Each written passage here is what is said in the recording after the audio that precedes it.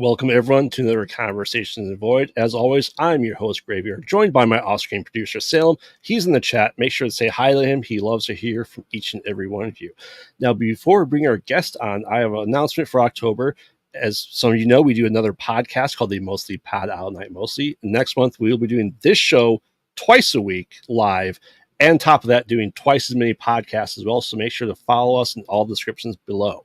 So, for tonight, I am pleased to introduce director, producer, actor with works including Horror Hotel, Strange Appetites, and The Killing of Sister Dorothy. Please welcome to the Void, the one and only John Fecek.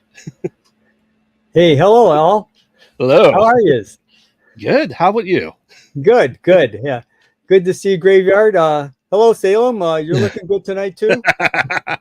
Yes, it's very rare for anyone to ever see Salem in person. Some people don't think he exists at all. So he's just a figment of my strange imagination. That works. All right, so John, we'd like to get to know you a little bit more and get to you before we get into your works and everything. So, what really brought you into the world of acting and producing? Was there anything that you remember watching as a kid going, I like that and I want to do that? No, not at all. I didn't have aspirations when I was younger. I didn't take theater in high school. None of that stuff. Mm-hmm. What happened is about in 2010, the Avengers came to Cleveland, and it was just an open casting call. I thought, well, that's something different. Maybe I'll try that. And I tried to get a lot of my family and friends to join. No one wanted to do it. So I went to the casting call, and there were like a zillion people the first day. I thought, oh, this is crazy. You know what I'm going to do? I'm going to come the next day, but I'll come an hour early. So I did that. Okay, there were already 300 people there when I arrived. And it grew to like 22,000 just for the casting call. It's like, wow. Well, okay, I did it. I probably won't get selected, whatever. But it turns out that I did, and I actually got seen on camera. So that kind of got the bug. And then I thought, well, I'll try to do a little more acting. Kept expanding it. And then when acting, I thought, well, let me try some more things. Let me maybe be part of the crew. Maybe do some directing, some producing. So I just sort of like over time just kept taking more positions within the film industry.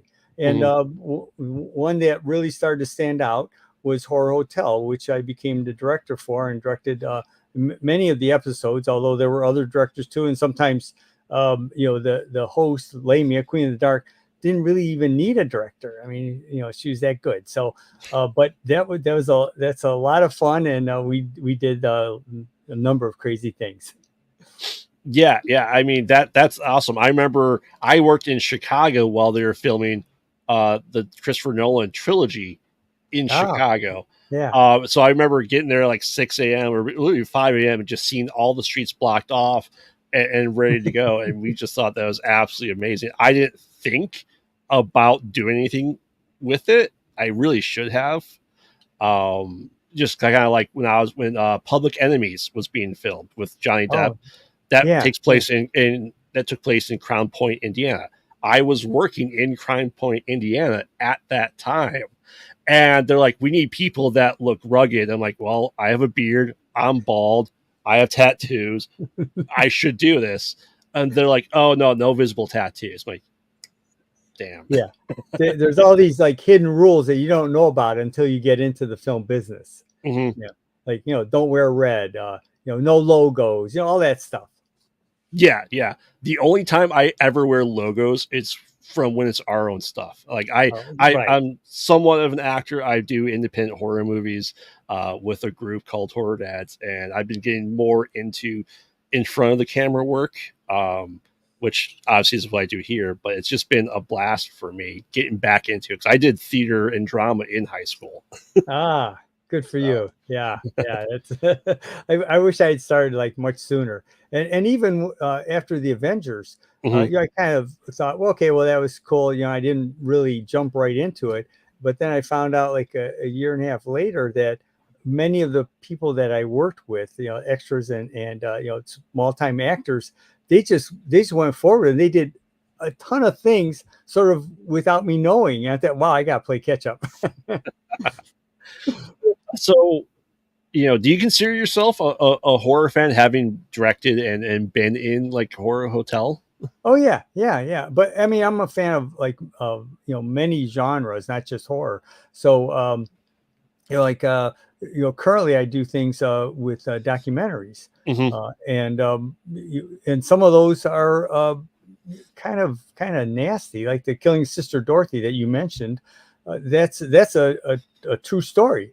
It's a Right. documentary about Sister Dorothy, the Ursuline sisters in Cleveland, Ohio, along with three others that went to El Salvador to do missionary work, Hmm. and really bad things happened after a while. So, but it's a true story. Yeah. So, I mean, with this knowledge, we always ask these questions. Is there any franchise as a whole that you just go, why is this a $10 billion industry? You just don't get the hype behind it. Um, no, I kind of do get the hype behind most things. Although I wouldn't think it'd be maybe no would be that big. However, what always surprises me is how much effort it takes to produce quality work, and so many hours, all this editing, all these kinds of functions, and to get maybe even just a 10 minutes of a clip or something like that. And I find this just even from being an actor, even being, sometimes just an extra on some sets, take after take, night after night. It's, but then when the film finally comes out, it's 45 seconds. It's like, really? We did all that for 45 seconds? Yeah, yeah, I definitely understand it. With people in the industry and stuff like that, it's always amazing that a movie really gets made at Yeah, any yeah, point, just because how many thousands of hours really go into it for yeah. 90 minutes. you Oh my know, gosh, yeah. Yeah, and even some friends will say, "Well, why don't John? Why don't you make a movie?" I said, Mhm. "Are you kidding me? I wouldn't even do a short because it's just way too much effort, and to do it in the quality that I would want. I don't have the skills, and I don't know enough friends that would help me do all that. So I leave it to others to actually produce the films. Mhm.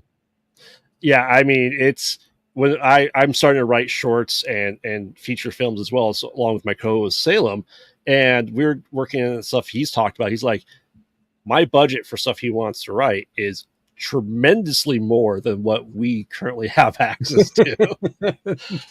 Right, right. you know, Um, yeah, everyone needs to get paid. Although on local films, or there's usually the crew gets paid, but the actors often are willing to do it for free, or maybe just for lunch or food, and so that's helpful. But yeah. but you still need money to get anything done. Oh yeah, yeah. Like we're a movie's about done that we worked on. I think it's finally done with post production. That we started filming in May, and we just finished a couple of weeks ago. And this is like indie horror stuff, weekend warrior type stuff, Yeah. guerrilla run and gun. But there's so many weekends that we just go there. I drive down to the director's area. I'm just like, all right, cool. We shot one scene the entire weekend. Great. Let's schedule the next one. Right. Well, on one film I was on, which is Alex Cross, shot in Cleveland. Mhm. I got to take my date and walk her in front of Tyler Perry, uh, and we did that 52 times to get it right. And like, what could, well, the door slammed, it was too loud, then there's some stuff going on in the background they didn't like, and just again and again and again and again to finally get it right. But that was like, you know 20 seconds in the film. Yeah, yeah, and like I get that. I was on someone else's production that wasn't part of the team I'm with, and I'm just going, we literally did 10 takes, all from different angles, all the same thing. And I'm just going, this is an exorbitant amount of takes, Yeah. but you have to, right? You have Yeah. to, Yeah. you have to That's, do it for that's safety. true. You have to Yeah. do Now, of everything course, like if that. you can cut down on some of the takes, like you needing different angles. If you've got plenty of cameras and high end Mhm. cameras, 8K cameras or whatever, where you can like zoom in, not lose resolution and stuff like that. So that's helpful. But we're back to the money thing again. Right. And then you need like 3 camera guys or women to set things up and shoot it all correctly. So you cut down on the number of takes, but it's going to cost you. Yeah, Yeah. for sure. So, you know, how did you get involved with Horror Hotel? How'd that come to be? So that was just a lucky happenstance, as many of the things that have happened to me in film. So after I did some work as a small actor, or some of the extra work, I thought, well, I could do this better if I actually knew how to act. Instead of just faking it, doing all the pantomime and stuff. So I started taking some lessons, and it turns out that the people I was taking lessons from were the producers of Horror Hotel. Oh, And so I took lessons for years, and got pretty good at it, I thought. And they thought I was doing pretty good too. And then they offered me some positions to help out with the filming. It started off with, hey, I'm just running the fog machine, or maybe I'm clicking the audio on and off or something like that, listening hmm for spikes. But then as I kind of did more and more, eventually I was the director, and I was very honored for them to offer me that. And they did so much themselves that really directing it was not as big of a challenge as perhaps it would be with other films. And I give them a lot of credit for kind of leading me along, and doing all the hard work so that my job was much easier. hmm Now, did you find even going from in front of the camera to kind of really be behind the camera? Do you Right. have a preference of which one you're at? I like both. And with Horror Hotel, I got to do both, because even as I'm directing, hmm we did skits and stuff like that too. So I was after some other actors left, I became the primary little zombie, which was like the antagonist of the host, Lamia, Queen of the Dark. So that was fun. And other times I was on even without a mask or whatever, and that's when I really look ugly. uh, they would have Lilith was a cobra. Then one time she's around my neck and I'm screaming. Other times I'm kind of a just a permanent guest in a hotel, and I can't leave. They won't let me leave, and I'm just trying to avoid being served up as someone's dinner, or being savagely mauled by zombies or whatever else. So I got to do both. That was kind of fun doing it that way. But you get to do this when you're doing a local production, even hmm though it's shown around the nation, and and around various channels and various outlets, and even online. It was a Roku, and currently the Monster Channel, themonsterchannel.com, on Friday night shows episodes. So it's out there, and it's sort of ubiquitous. hmm Yeah, I mean, I know Lord Bloodraw, who is in like the California area, but comes back to like South Bend, Indiana, Oh and yeah, does show too. And he kind of is like the Svengoolie of the Bay Area, is like yeah, how he yeah, puts himself. So what's that like, knowing that your work and you have been across the nation like that? yeah. Well, it is. It gives me some personal pats on the back, but I don't I don't get a big head about it. More often, it's kind of like a party joke with friends of mine, we can say, "Hey, look, there you are." Oh, okay, that was quick, but now you're off camera again.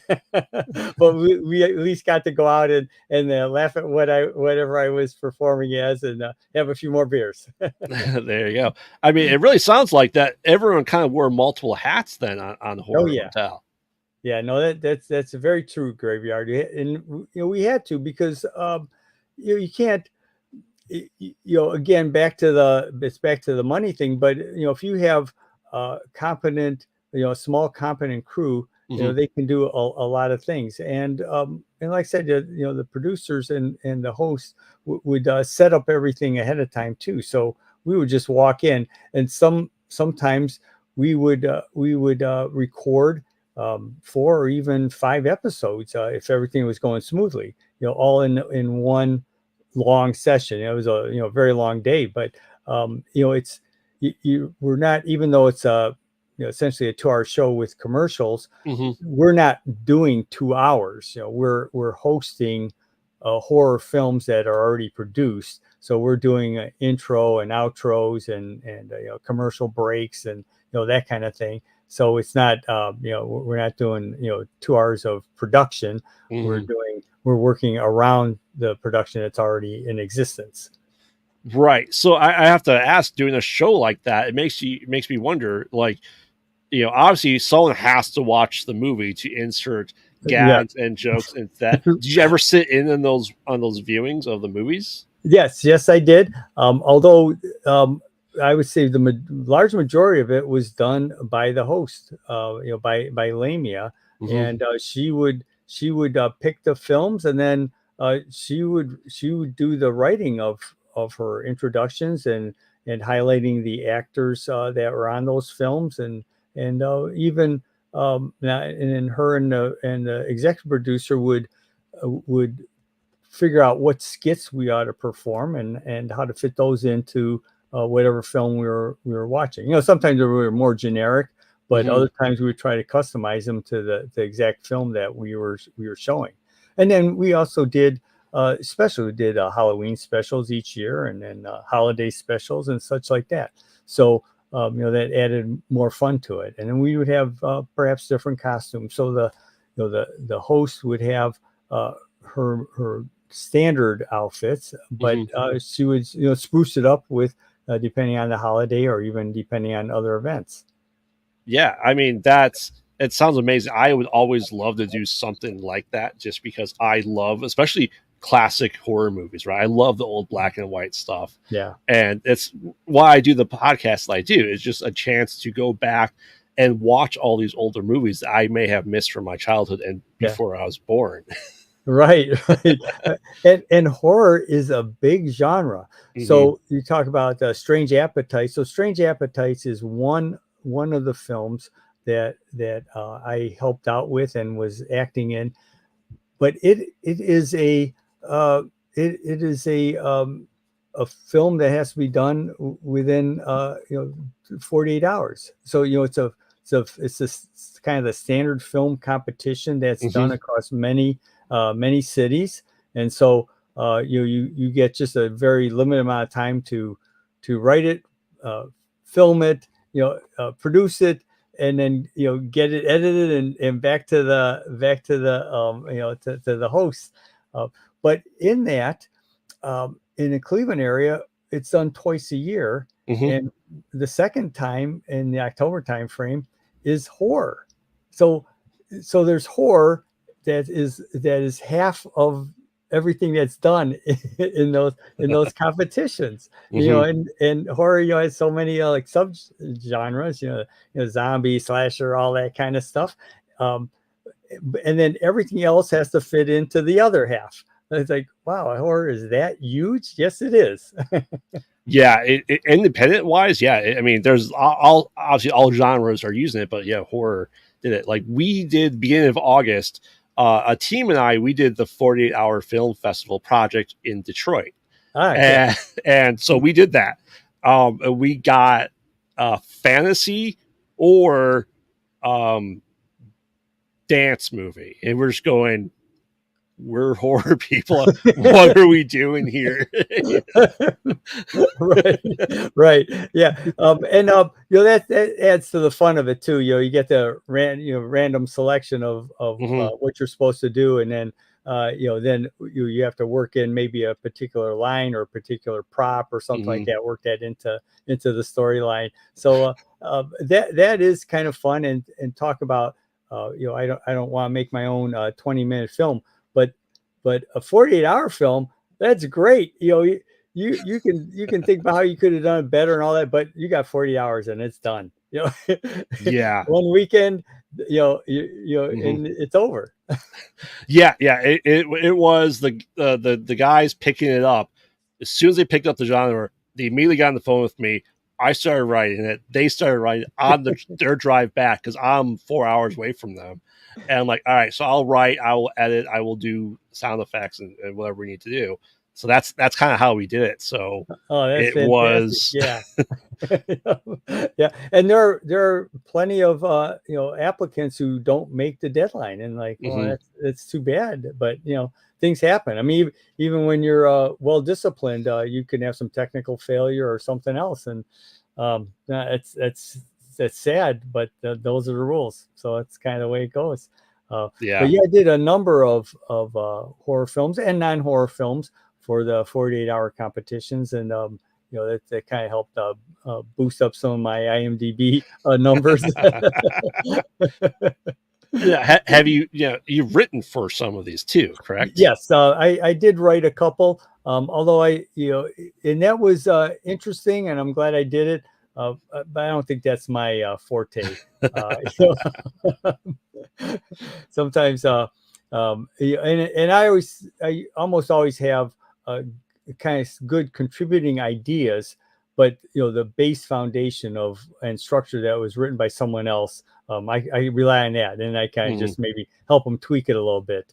But to do the whole thing myself, a little tougher. Yeah, we were toying with the idea our crew of doing 48 48-hour films in 1 year.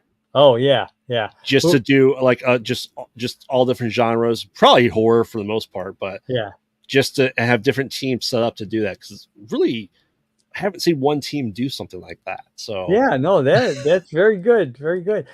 And there are some actors who try to be part of multiple teams. So we mhm. have we have a couple of actors in Cleveland that in one competition they were in four, and one was in five films, all in the same Wow. competition. So it's a little different twist to like how much can we get done in 48 hours. Just a little different than the way you're doing it, Graveyard. But hey, Yeah. it's a challenge. Now, so besides walking in front of Tyler Perry 52 times, do you have anything in your head that whether in front of the camera or behind the camera that was just like the most difficult thing to shoot?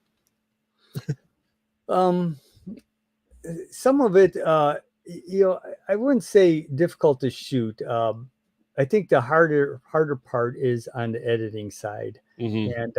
and I'm not an editor, but I really respect what's done there. I mean, there's so many shoots I've been on that I think, oh, we messed it up, or we could have done that better, or I didn't do it quite right. And then the final cut, it's like, I don't know, they work some kind of magic, and I don't look nearly as bad as I remember. Though, thanks to them. So it's the editing, really. The actual shooting, as long as we sometimes we had to plan it out better, especially when you're doing certain things, even on Horror Hotel, where someone's supposed to kind of poof in and poof out, and then you Hmm. got you got to get the sound right, and some we have it all right, and then some car honks their horn outside, and it's like, oh, darn it, we got to do this again. So, but that I didn't really have much troubles on that part of it. Like I said, the editors are the miracle workers in my mind. It's wow. Yeah, it's really tough work. I made some like SRT files for some stuff, and I'm just going, I don't know how people do this. Yeah. Oh, I you're right. don't know Right. how they do this. Yeah. Or they, sometimes they ADR some things, and like, Hmm. wow. how do you get all that right? And then, how do you link everything up? Even just doing like, closed captioning, it's like, well, it's not just writing transcribing it. It's got to be timed in with the, with the visual and everything. It's like, oh my gosh, Yeah. Isn't there some software we can have that does it? Well, yeah, there is, but it's not that good. Oh, okay. It's awful. It Yeah, is right. awful. So we're stuck to doing it manually. Yeah. Like I tried doing it, and for a segment that came out, I the actor said his daughter's name Willow probably about 60 times in the movie. Okay. And I used the AI transponder in Adobe Creative Suite. It didn't pick up Willow once. Oh my It was God. a different word every single time. Wow. I'm just going, all right, AI could get a little bit better before we become afraid of it, but Yes, exactly. So yeah. let me divert into a couple other things that I'm involved in. So I mentioned Killing Sister Dorothy. It's a true story, and unfortunately those ladies, the things got really dangerous in El Salvador, and they just kept working it. But eventually, and then religious people were immune, but not forever. And eventually they were captured and tortured and raped and murdered, and it's a sad thing. And that happened in the 80s. And so we've got the company I'm working for right now, Transition Studios, they have a finished 4-part series on that, and we're just waiting to see when we can release that. What's the best timing?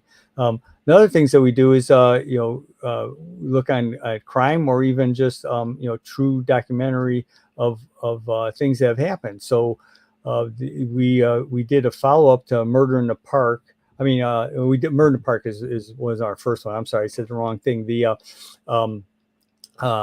Making a Murderer, which was a Netflix series. So we did a follow-up to that called Convicting a Murderer. It's a 10-part series that is out on Amazon and Apple TV. Very, very interesting. It talks about a horrible murder that was done up in Wisconsin. And anyone that knows the original story, this really puts a cap on it, because there's a lot of chatter about whether he was innocent or being set up by the cops, or whether he really did it. But the latest thing we're doing is started a streaming service, a true crime streaming service called True Blue. No ease to it. Actually, you can see it behind my head here, right up there, True Blue. And you can get to watchtrueblue.com. And the person who does a lot of the hosting of our shows is Chris Hansen. And Takedown with Chris Hansen, he works with the local police and captures bad people or doing evil things to children. And it's good to get those kind of people off the streets. And what shocks me most about that is that everyone knows that there's the law enforcement looking to catch you, and there's people like Chris Hansen that if you run into him, you're in a bad way. So don't do it. Don't stop doing it. But I don't know. I guess I guess criminals think they can get away with stuff. It beats me. Yeah. So, but one of the things I try to do some good for the community too, and so I'm a blood donor. Yeah. I'm over 10 gallons of donation already. Oh wow. And now this blood donation also doesn't include the blood that I've had to donate to Lamia, Queen of the Dark, as in her vampire role. It's like that doesn't get added to the total, unfortunately. Otherwise, I think I'd probably be more like 15, 16 gallons. Now, I mean, do you find it just in a different world working with like real life events versus obviously the makeup stories that we do?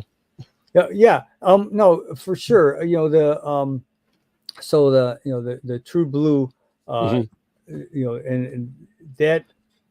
that's all real stuff. And the the type of people that commit these sort of crimes, you just can't believe it. It could be a judge, or it could be it could be a cop, all kinds of different that people you would never suspect. Mm-hmm. And you think, well, is there no, how can you trust anything? Is there no honor anywhere that you can really count on? And then I think, this is the way things are currently. Well, were they always like this? We just didn't, we just weren't catching people like, these criminals, or did we just not know about it? Or were people more honorable in the past? What was it like 100 years ago? Now I'm sure, there's been crimes through history of all terrible sorts. At what frequency, or what, Right. how pervasive was it? Well, we just don't know. So Yeah. it's a shame. I hate to see people suffer, and especially for no good reason, at the hands of someone that is just kind of has evil in their heads. Right. And I always say that with true crime is, especially with movies that we make, you can never be scarier than the real world. Yeah, right. Impossible. Right. No, that's right. Yeah. And it doesn't take much, even just reading history, going back to the Greek and Roman times, or even more recent history. You think about the atrocities of war, the stuff that has been done. Even say, I think one of the methods of the Romans were, when they're trying to take over a city, is to douse wild boar with oil and lay them on fire and have them run into the city. Like, really, you're burning an animal alive? It's like, oh my gosh. But thinking was different then, and that's just what they feared they needed to do. But I don't know, it doesn't excuse it.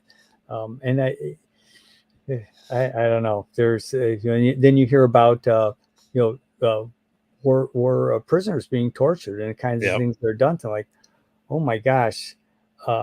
I could never be, if I was captured. I don't know. I think I'd have to have that suicide pill, because I couldn't handle that. Yeah.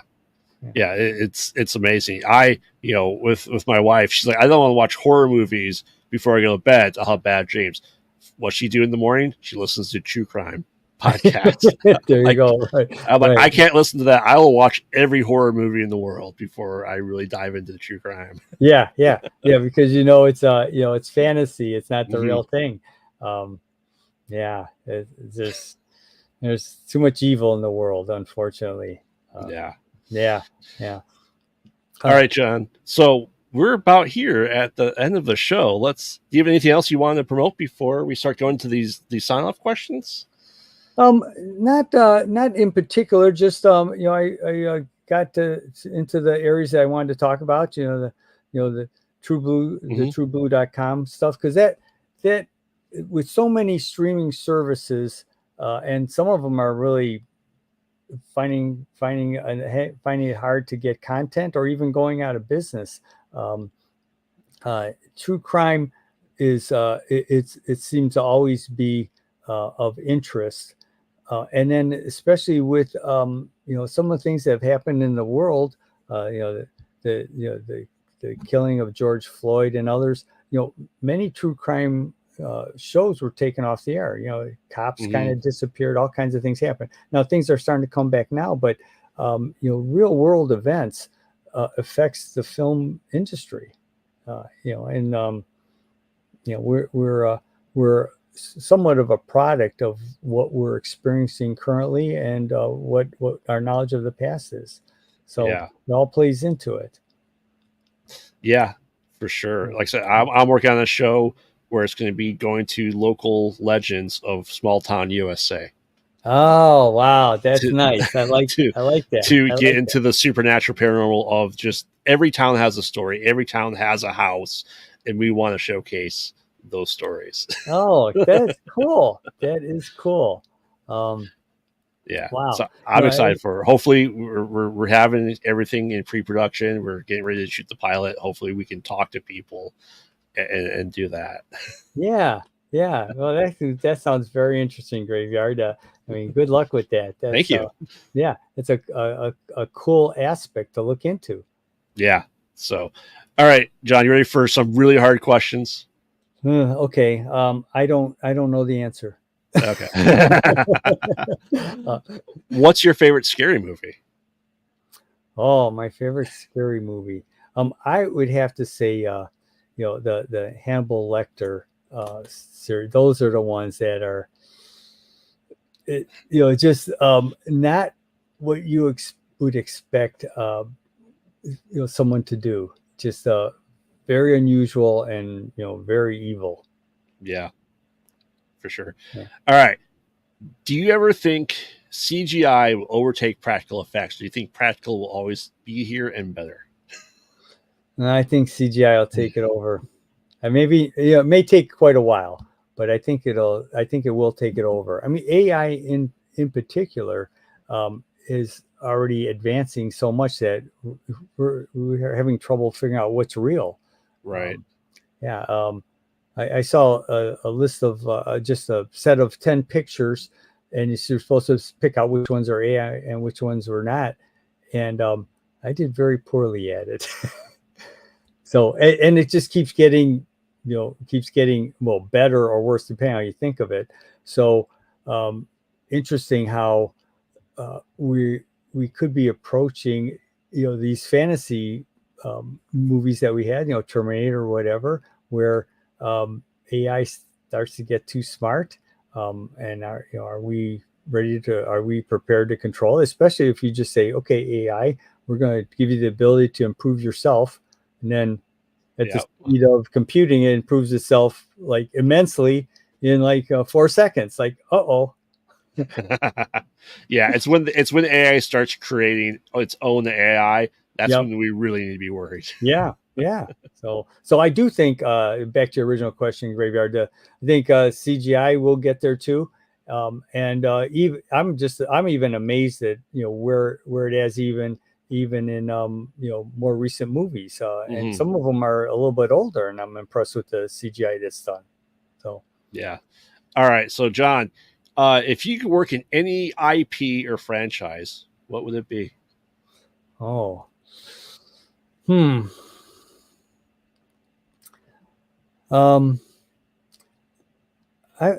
kind of happy with where I'm working right now. Actually, I like this the kind of like the ground roots true crime area that we're producing, and although I respect plenty others, plenty of the cameras, kind of watching what cops do and stuff like that too.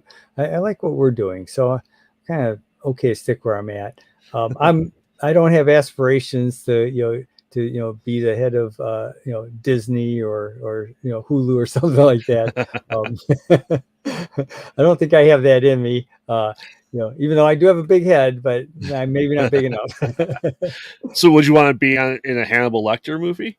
Oh, I would be. Oh, yeah, I'd be in those things. Oh, that'd be cool. There you go. And I'd want to be, I'd want to be, in a role where I really get really bad things happen to me. Of course, CGI wise, something memorable. Yeah. I had my brain shot out a couple months ago, and that was my first time in the makeup chair for an hour and a half. So it was a blast. Yeah, it was a blast. Yeah, one of my 48-hour competition films, I was murdered, and I just stayed down as if I was dead. And we just did this like at a local mall that we kind of had informed everybody, but some woman from the mall actually came, and I was still in character because I might be in the background. I didn't want to like ruin the shot, but she came up to me and said, are you okay? Did something happen to you? It's like, wow. For once, I actually acted properly. Yeah, I remember leaving the shoot with just my head just covered in blood. I didn't know Oh what I didn't my. I didn't know what I looked like. And I was driving back to the other writer's house. He's like, "Yeah, you probably shouldn't drive if you get pulled over." I go, "Why?" And they showed me the picture. I'm like, "Okay." Oh, that's great. That's great. All right, John. So, any advice for anyone getting into the field, whether it's acting, directing, producing? Well, it's really uh, be committed to it. I mean, you can't you can't just jump into it full force because everyone, all of us need to make a living, and you don't know, and no one's going to pay a living wage right off. But stick with it and just sort of keep looking for other places, other groups, other films that are being, other production companies, other casting uh, companies. Just and then expand out. You don't have to do it just locally.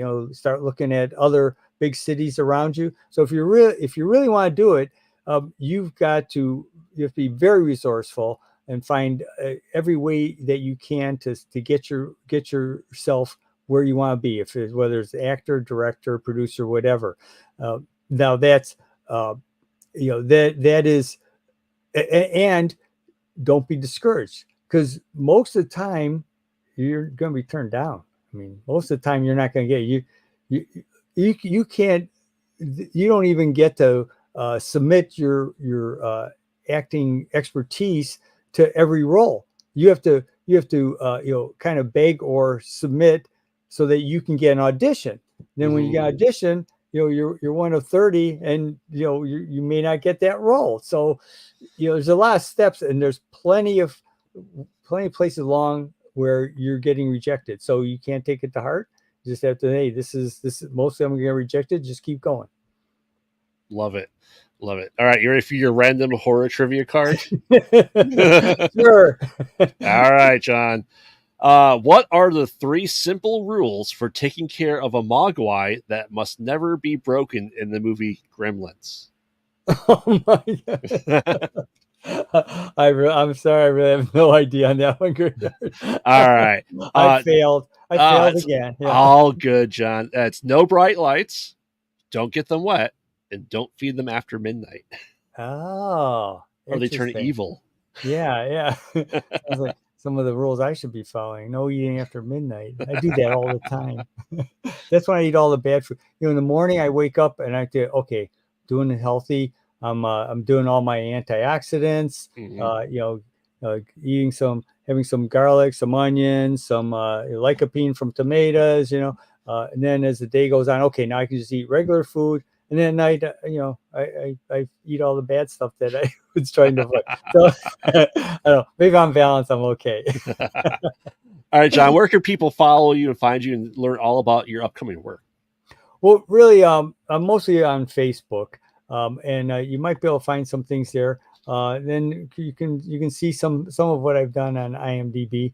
But I would say these days, I just follow trueblue.com and follow Transition Studios, which is continuing to produce quality documentaries. And I'm these days I'm a little more behind the camera. I'm helping with sometimes I'm helping with just the financials or stuff like that, or I'm assisting the crew to make sure that they have what they need to get done. Or I'm just one of the producers, or even sometimes an executive producer.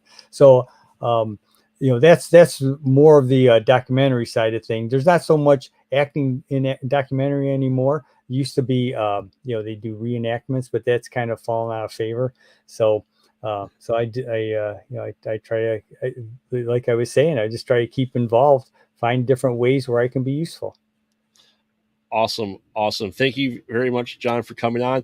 Yeah. And everyone knows I'm Gravard. Follow us on all social media, Pilot Night. Make sure Yep. to like, comment, subscribe. And we have our new podcast just released right now. So make sure to check it out over on wherever you get your podcasts. So thank you, John, for joining us again. And we'll see you next time. And don't get lost in the void.